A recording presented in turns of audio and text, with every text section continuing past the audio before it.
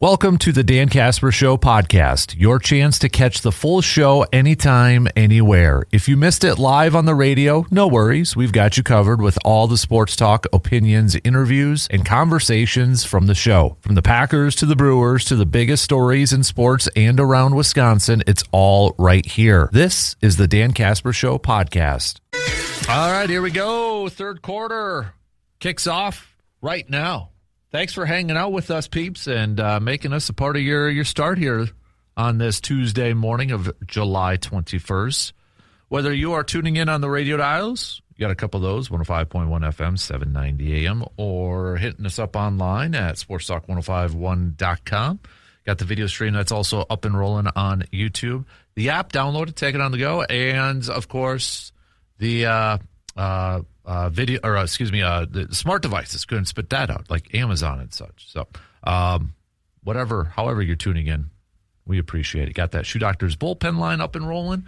You can hit us up with some messages at 715-830-1912 or hang out in the Section 105 chat on the video stream. Coming up in about 15 minutes or so, we'll catch up with RJ Cardinal, our college guy, Badger analyst. Obviously, the big college story from yesterday was Wade Manuel from Michigan. He's going to be done, moving on at the end of the calendar year. So we'll touch on that and talk some Badgers with Mr. Cardinal coming up here in about 15 minutes. Continue to send me your thoughts on the Devontae Wyatt signing extension done by the Packers. It has been a busy offseason so far for the Green and Gold. When you take a look at all the moves that they have made, factoring in even trades, trading for Zaire Franklin, signing some free agents, re-signing a lot of their guys, Jaden Reed, Christian Watson, extending a lot of their guys, Jaden Reed, Christian Watson, now Devontae Wyatt. Tucker Kraft will get one.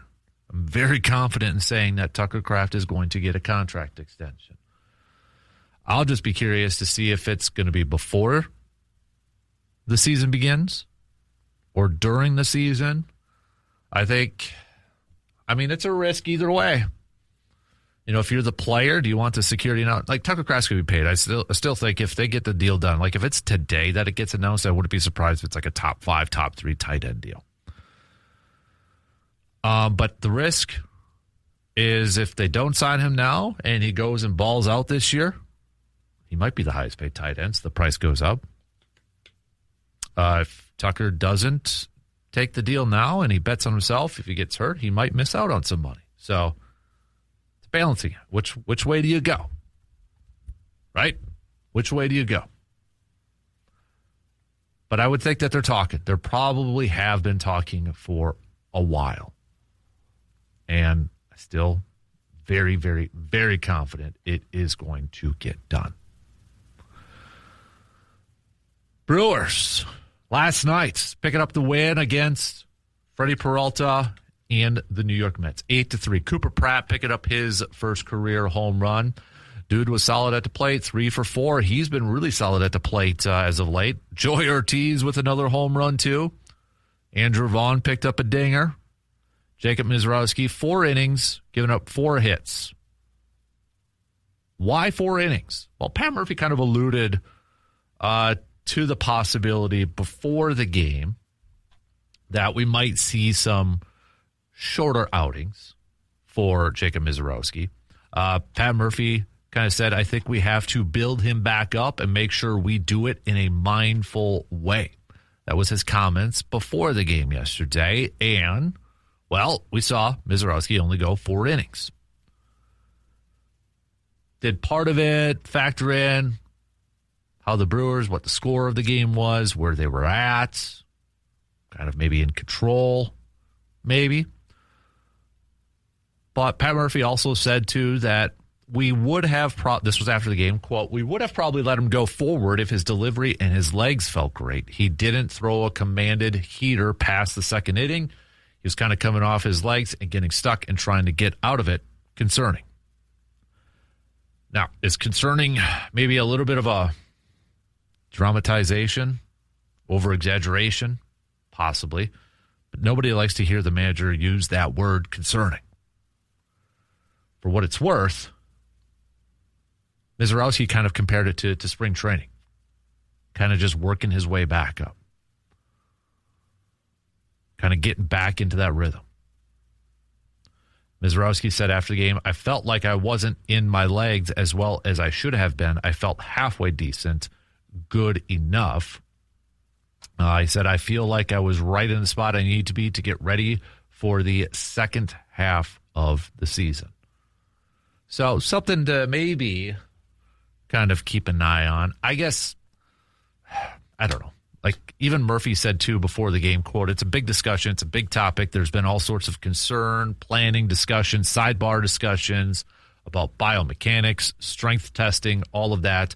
Thus the reason for the layoff. Now, how do we ramp it back up? I guess I'm not overly concerned. I think after 13 days, we know pitchers are creatures of habit, routine. 13 days off is a little bit. Right? It's outside the norm.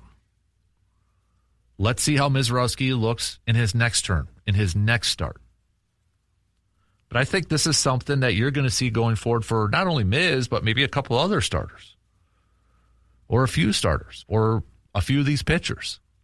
How do you get to the point? You got to win now. That's always the mindset. And that's Pat Murphy's mindset. Win tonight. But they do have to have, at this point in time in the season, I think they're at, with 62 games left to go. And given where they're at in the standings, you don't want to take anything for granted. You can't. And you can't be complacent. And I don't think they're going to. But it's a fine line now. You're at this point in time in the season where it is a fine line of, okay, we still have to focus on winning now because,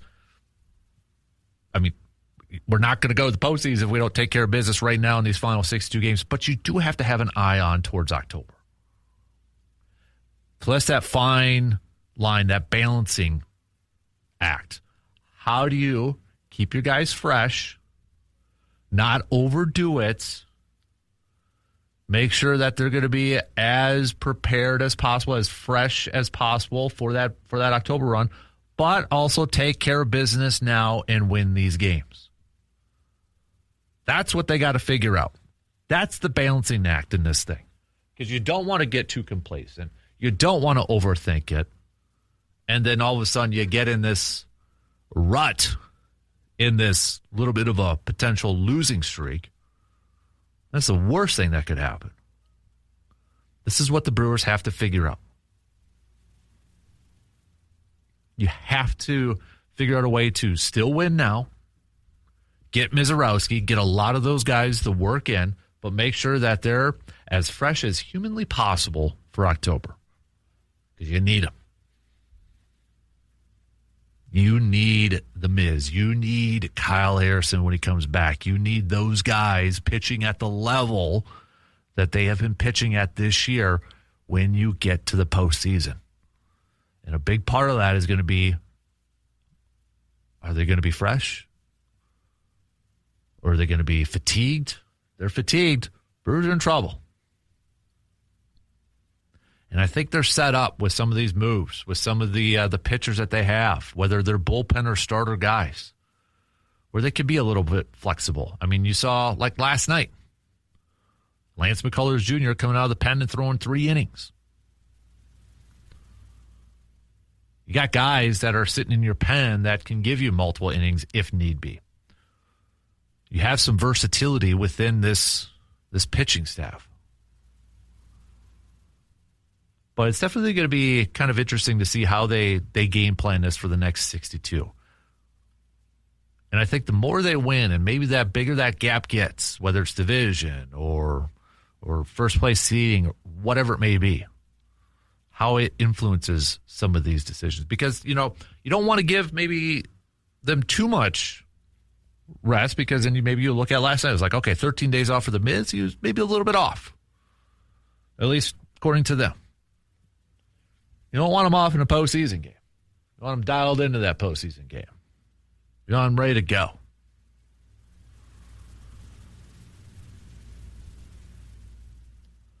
Tonight, we got Brandon Sproat on the mound. I think, Brandon Sprout going up against his former team, he's probably going to be a little extra motivated. It's human. It's natural.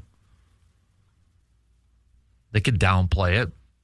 Wasn't there long, but he is still, he's probably happy to be with Milwaukee. But, it's still natural to be, okay, I got to show them. Right? I got to show them that they should not have given up on me or whatever. Sprout, I want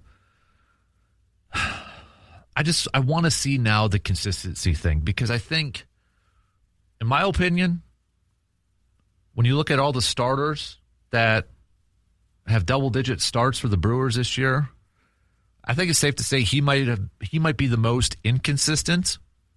There's been at times, even Pat Murphy kind of calling him out, and we'll have really good, solid performances from him, and then maybe a little bit of a hiccup. In his last, 10 starts, 9, 8 starts, 11 starts, whatever it's going to be, start stacking success. Start stacking consistent, good outings. That's what I want to see. And I think when you look at this, I don't know how much of a factor this is going to be when we get closer to that, but it was kind of the talk last year. It was what's that rotation going to look like? Smith's going to be a starter. Smith's going to come out of the bullpen. Brandon Sproat might be in that conversation too. We got a ways to get there yet, but that's something for some of these maybe fringe starters. Hey, you want to be on that playoff roster? Hey, you want to be a part of the playoff roster, maybe a starter? You got to show that consistency. And I think Sproat's right there. Robert Gasser's right there. Shane Drowan. They'll have roles. It's just their roles right now might be completely different when it comes to the postseason. All right, let's take a quick break and switch gears here. We're going to talk some college sports with Mr. R.J. Cardinal. He's coming up after these quick words. When you're looking for your next vehicle, choose a dealership that knows and cares about the community it serves. Toyson Ford in Chippewa Falls is proud to be locally owned and operated, providing hometown service and a better buying experience for drivers throughout the Chippewa Valley. Whether you're looking for a new Ford, a quality pre-owned vehicle, or trusted service for the vehicle you already own, the team at Toyson Ford is there to help. Experience the difference of shopping local. Toyson Ford in Chippewa Falls, your hometown Ford dealer. Let's switch gears here a little bit, and let's chat some college and some Badgers with our dude, Mr. R.J. Cardinal, who is joining us this morning. Happy Tuesday, R.J. How you doing? Oh, happy Tuesday to you as well. Can't really complain. Mm-hmm. Didn't have the storms that were supposed to roll through yesterday, so it was good having a reprieve from around of those. But right. Kind of went north and south of here, and I know some places had some funnel clouds and tornadic activity. I think that's how you say it.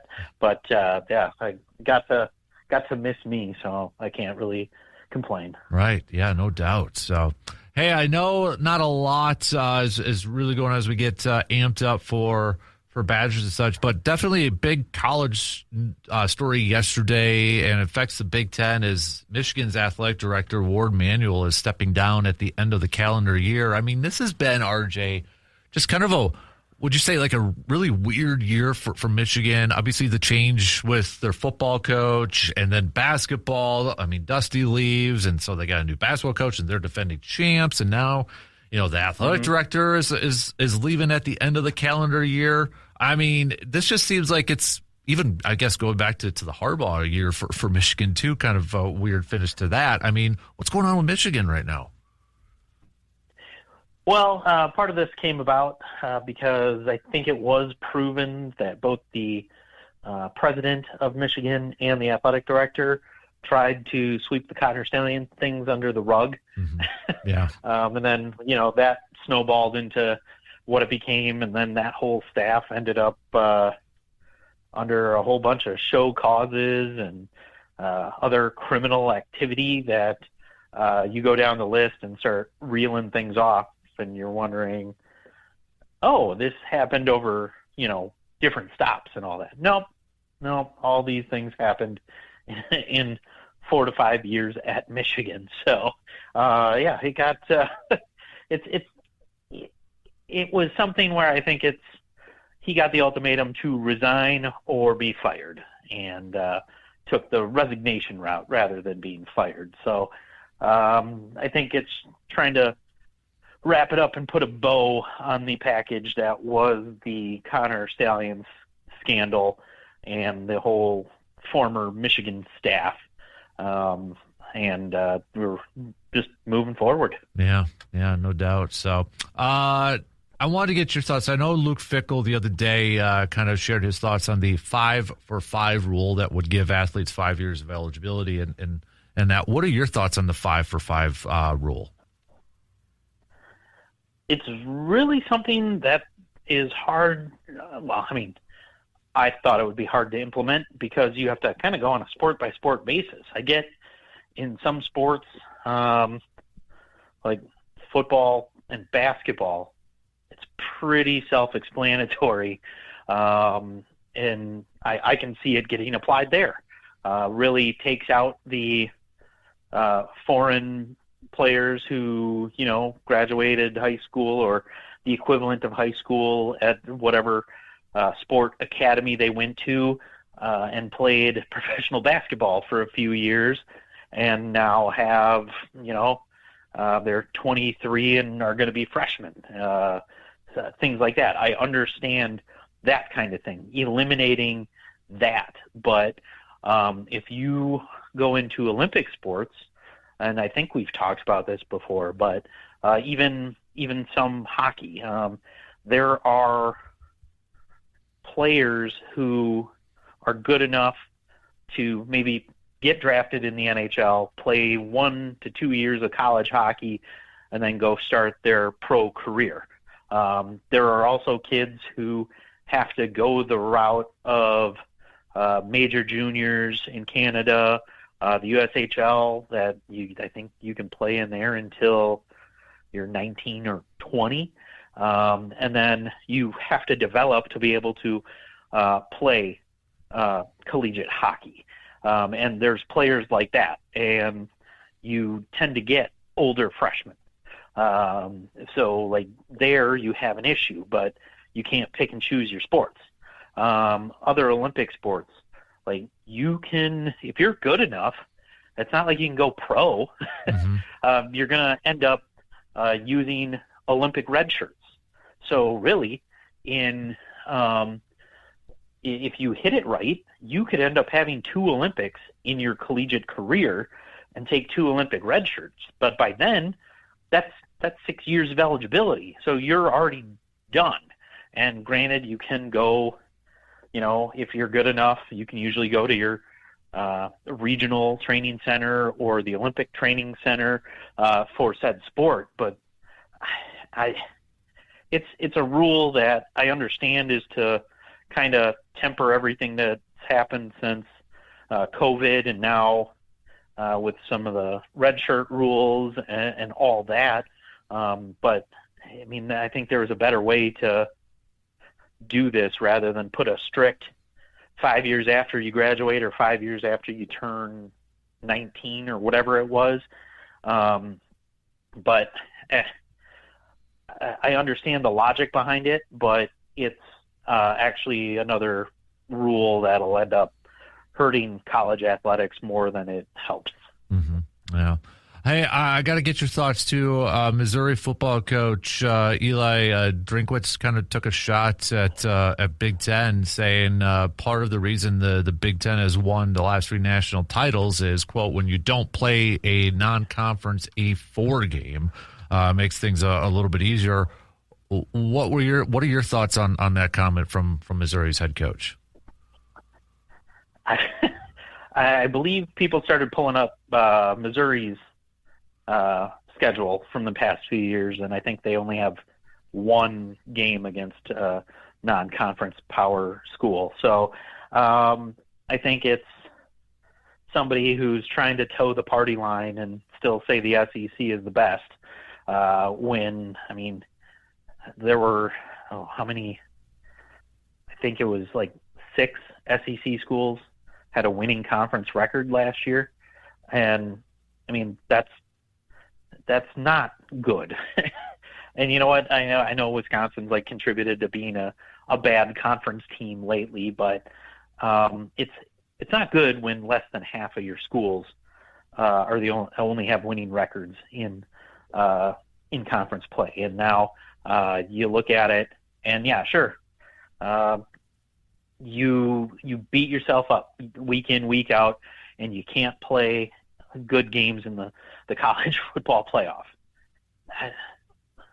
The SEC requires one game against a power non-conference. The Big Ten doesn't, but most of the schools still schedule at least one power non-conference game. Indiana did not. They got 3 wins one way or another, and then, it's still a football game. Things happen in football games.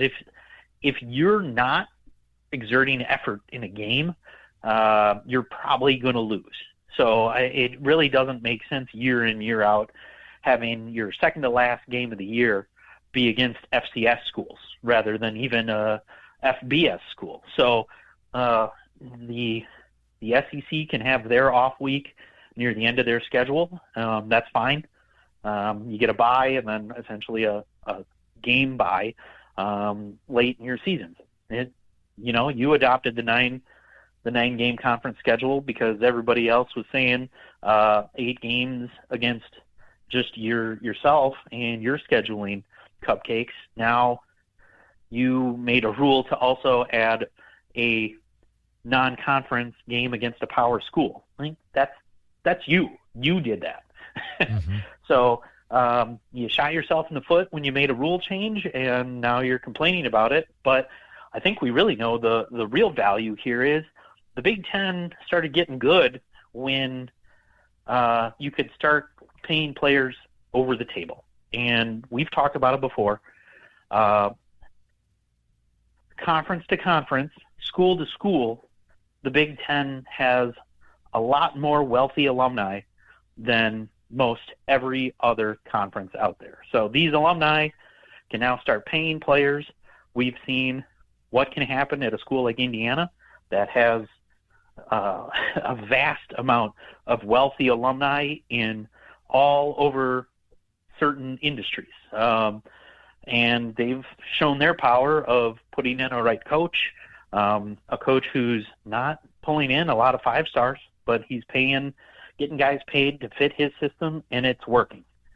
You have your traditional blue bloods in Michigan having won one. Granted, a little cheating scandal behind that. Nothing's happened to take that away yet, but and then Ohio State. So 3 different schools, and not saying, honestly, I'm not sure how many other Big Ten schools could probably win a national championship outside of those 3 right now, and maybe not even Michigan right now, but we'll see under Kyle Whittingham coming in. We can beat our chest now and say the Big Ten's better than the SEC. And I think a lot of places outside of the SEC would agree, top to bottom, the Big Ten is probably better right now than the SEC, just by the fact what you see head-to-head, especially in the postseason, both in the college football playoff and in the bowl season. But like everybody else says, they check out. It doesn't mean anything to them, even though they have the saying of it just means more. Speaking of the SEC, I know a big topic out there right now is, the Protect College Sports Act and such. But Greg Sankey, kind of made a comment saying SEC breakaway talk over the college bill is just kind of honest conversations, threw it out there. My question to you, RJ, would be, okay, SEC breaks away. What does that look like? Are we talking about, again, a potential super league like with the SEC and maybe the Big Ten? I mean, are we talking like 2 different leagues where we're going to have like 2 different national champions? What would that mean if like the SEC were to break away? Well, if they broke away, they'd be done. Like the SEC would be done. The only way they can do it is with the Big Ten. No other conference holds the weight that the Big Ten does. The SEC may think they do, but you also look at that footprint. They don't go too far outside of it. It's much more of an old boys club than any other conference. They have a lot of hubris in thinking that the rest of the world cares about them. So if they leave, it'll just be a footnote in college football that the SEC left the NCAA. They absolutely need the Big Ten to go away with them, create, let's see, they would have to add maybe 2 more teams. You get a super league there. The Big Ten's not one to just leave people behind. They're pretty fair on everybody getting the same amount, and most people have always said Michigan and Ohio State are going to leave at some point in time, but I mean, Michigan and Ohio State benefit from all the other teams being on TV, all the other teams being in a bowl game. They get an equal slice of the pie, and granted, they might want more, but their alumni can help out, with whatever shortcomings are in the pay structure. Because we've seen when a pay structure goes by blue blood down to bottom feeder, it'll destroy a conference. We've seen it with the Big 12 on how Texas wanted to be the big dog and get paid more, and now that's a shell of itself. And other people have gone and left the ACC for a bigger slice of a pie. Some have joined the Big Ten. Some have, it's all whatever it is. But the SEC cannot make a move without the Big Ten. So they can float around the idea, but if the Big Ten doesn't want to move, it would be basically athletic suicide. And I guess so. They do not hold the weight that they think they do, even though they have won a lot of things on the athletics field. In the back rooms and the boardrooms, they don't pull any weight. Gotcha. Interesting. Hey, before I let you, I do got to throw in some Badger basketball talk because we last week, or was it maybe a little over a week ago, had the first media session for media members to see practice for this team. Did you hear anything about maybe who kind of stood out, or from what you read, who maybe kind of stood out for this new Badger basketball team? Well, people are really liking the transfers in general. So, once again, it seems Greg Gard did pretty awesome with picking up guys like Elmer and why am I blanking on his name? The Aussie, and that's all they call him. What is his name? Oh man, well that's embarrassing. But people are really liking the new additions, and thinking, probably still worldwide pick us to finish 5th or worse in the Big Ten, but we all know how that goes. But yeah, so far so good on the new additions to this team, and it's gonna. I mean, when you only have really 2 returning players, it's going to look a lot different than last year. Mm-hmm. Is that Owen, the Australian, Owen Foxwell, you're thinking of? Yes. I almost said Owen Blackwell, and I'm like, nope, don't say that. You're going to sound stupid. So it's better to just say I forgot his name. But yeah, Foxwell, yeah.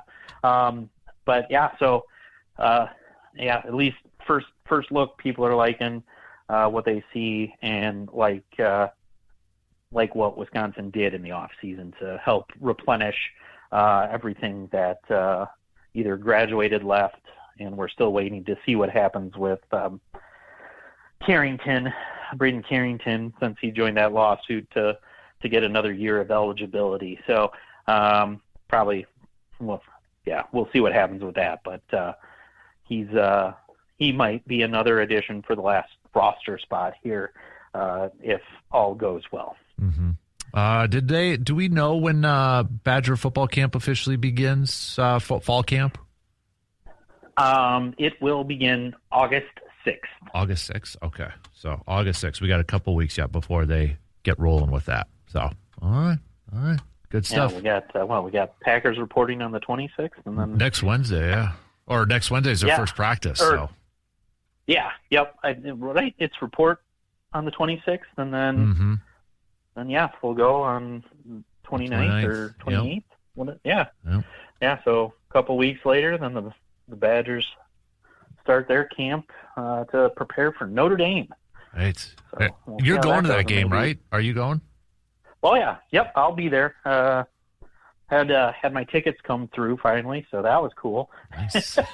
But yeah, so we'll just play it by ear. I got a buddy who lives in Appleton, so get to stay up there for free because the tickets cost enough. Yeah, I can imagine what hotels are going to go for too. So holy moly! A lot of them are already I have a couple of buddies who already booked them last year, and you had to book because it's also a holiday weekend. I think they got to be up there Thursday, Friday, Saturday, and Sunday night. Wow! So yeah. So there's quite a requirement there for some of those rooms. But, I mean, even on a Packer weekend, usually you have to stay Friday, Saturday night anyway. So, I mean, really just extending an extra day. And I think had it been a day game on Sunday, they probably would have left Sunday. But, yeah, since it's a night game, they're staying the extra day there. But gotcha. Yeah, kind of a crazy time, and now that I know I have tickets, I can start counting down the days to football Sunday. There you go, man. Well, he's RJ Cardinal, our Badger guy down in Madison. We appreciate it as always, sir. Have a good rest of your week, and we'll catch up with you again next week, bud. Sounds good. We will talk to you then. You got it. There you go. There's RJ joining us as usual every Tuesday morning, breaking all things down Badgers and college sports. We got to take a quick break, play a little catch up. We'll be back in just a couple minutes. The countdown to fall sports is on. From Friday night football to volleyball, soccer, and cross country, athletes across the Chippewa Valley are getting ready to compete. But when injuries happen, getting the right care matters. Chippewa Valley Orthopedics and Sports Medicine specializes in helping athletes getting back into the game with expert orthopedic care, sports medicine, and treatment that you can trust. Whether you are a weekend warrior or a high school athlete chasing your goals, their team is here to help keep you moving. Chippewa Valley Orthopedics and Sports Medicine, your partner in staying active, healthy, and ready for the season ahead. Do got to play a little catch-up, which you probably already know, so we do have to take another break before the top of the hour. But let's use this to kind of reset everything. All right? It is Tuesday, which means it's a Toyson Ford Grind My Gears Tuesday. So what's grinding your gears, peeps? Hit us up. All right, hit me up with a message, 715-830-1912, or you can hang out in the Section 105 chat. It is also a Tuesday. I'm not saying, but I'm just saying. I'm not saying Brewers are going to win 100-plus games, but I'm just saying, I don't know where I was going with that. Just trying to give you an example. All right? So give me some good ones. I'll get to mine coming up in the next hour. We're going to talk some more Brewers as we get set for Game 2 with Brandon Sproat on the mound. Brewers, with a win tonight, at least clinch a series win. Packers locking up Devontae Wyatt with a 3-year extension. Tucker Kraft next. Kind of a process of elimination, isn't it, that Tucker Kraft would be next? I mean, unless Keyshawn Nixon and Carrington Valentine are high on the priority list for Green Bay. But don't fret, Packers fans. It's going to get done. It's going to get done. I would be insanely shocked and upset if Tucker Kraft is not on Green Bay for the long term. It's going to get done. I think this is probably, when you look at, maybe the Watsons, the Reeds, the Devontae Wyatt extensions, Tucker Kraft, I think, was the most difficult to get done quickly because of, well, one, he's coming off injuries. Two, he was on pace to maybe be an all-pro tight end last year. There's no doubt he's still a young man, a lot of football left in front of him. It's one of those deals that I'm sure, Green Bay's maybe using the side of injury where, Tucker's side is using the potential, like, well, hey, look at every year. We know this is one of the best tight ends in the league, and he's going to get paid like one of the best tight ends in the league. And Green Bay, well, yeah, it's a negotiation. This one was probably going to be the hardest and maybe the one that was going to take the longest to kind of negotiate. The risks and all that is, well, other tight ends are signing, and, well, you got new benchmarks. The longer it goes, more guys are going to get deals done, and maybe that price goes up just a little bit more. We've seen these tight end deals already, like a Kyle Pitts this year. Those are kind of the benchmarks at this point. But we'll talk a little bit more about that coming up in the next hour, too. But if you want to give your thoughts on the Devontae Wyatt contract extension, hey, hit me up. All right, I'd love to hear it. I'd love to hear it. We don't know the full-on details. We just know the basic numbers. 3 years, a little over $50 million, $20 million signing bonus. We don't know the full-on breakdown. If the signing bonus is the only guaranteed portion of that contract, I kind of like it. All right. Got to take that final break because I'm running out of time here. So I got to do that. And we'll wrap up the third hour shortly after we come back from our break and hit up the final hour, the happy hour. All right. We'll be back in just a couple minutes. Just a couple spots remain for the 6th annual Casper Classic coming up on Friday, August 7th. You better get to our website, sportstalk1051.com, to claim them. All right, we had to open up one for the 10 a.m., and we got a couple opened for the 1 p.m. A few more in the 7:30 if you want to get up bright and early with the likes of Surveyor, Sam, and such, and golf out there. But if you want one of those, that last one for the 10 a.m. spot, you better get over to the website and get there. If you want to, maybe you and a group want to get to the last couple for that 1 p.m., hey, again, you better sign up right now because it is going to sell out. Big thanks to our partners this year, Window World presenting sponsor. We've got Muldoon's, Service Master, Park Ridge Distributing, Hy-Vee, Edward Jones Financial Advisor, Kelsey Nicolai, Dodge, Cambridge, Myron Construction, VFW Post 305, Superior Auto Body, Home Oasis, Resonance Branding, Claflin Construction, Carpet City Flooring Center, and Economy Furniture. We are still looking for raffle prizes, so if you are interested in helping out Backyard Dreams, because 100% of the proceeds from this golf outing go to help Backyard Dreams. If you are interested, wanting to help out Backyard Dreams with some raffle prizes, please reach out. I know, Paul, I know I didn't get back to you, but cards, yeah, dude. Cards, if you're willing to do that, heck yeah, send it on over, man. Anybody else, whatever, if you're interested, please reach out, and we'll put you in touch with the proper peeps and that. So, but that's coming up Friday. All right, Friday, August 7th, 2 weeks from this Friday. I'm actually going over to Lake Hallie today and kind of going over some final things as we get set for the golf outing. Again, it's just $90 per team, not per person, per team. So split the bill between you and your partner. You get your round of golf. You get your meal. Get some drink tickets. Get the carts. And a whole lot of fun, too. So can't believe that's coming up here very soon. All right, just a couple minutes left to the top of the hour. We'll kick off the 9 o'clock hour with my I'm not saying, but I'm just saying. I want you to send over your I'm not saying, but I'm just sayings. Also, along with your Toyson Ford Grind My Gears Tuesdays. What's grinding your gears? Send those on over too. We'll get back to Devontae Wyatt signing an extension with the Packers. Brewers game 2 of the series with the Mets starting tonight. Brewers with a win will at least clinch a series win. So Brandon Sprout's going to be on the mound for the Brew Crew. What does he have in store going up against his former ball club? Hopefully a better performance than what Freddie Peralta had against the Brewers. I helped out the Brewers, though. So Brewers, 100 games into the season. Best record in Major League Baseball. How about that? I'll be honest. I did not expect it. We still got 62 more games to go. A big portion of the season still to go. But if you were to tell me on July 21st, after 100 games that the Brewers have played, that they would have the best record in Major League Baseball,